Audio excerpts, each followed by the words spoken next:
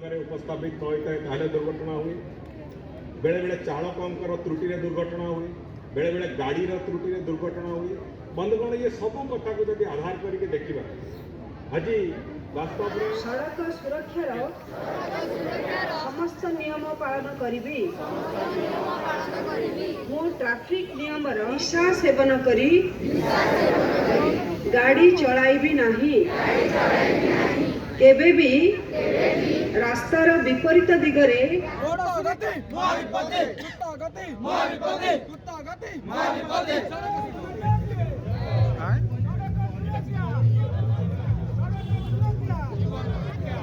मदपी गाड़ी चलाओ नहीं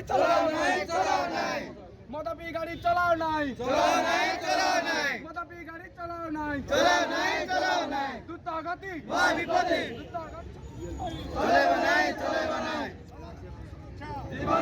एवं चारि चकिया सीट बेल्ट निश्चय व्यवहार करी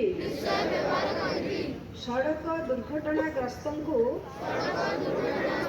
चिटा लिबिबनी केबे हृदय और मोर हजि जीवनी मो मनर कागज पृष्ठारु कहार खियाली उड़ाइबा पई आगु को जीवा पई आमे तांको समस्त को प्रोत्साहित करे।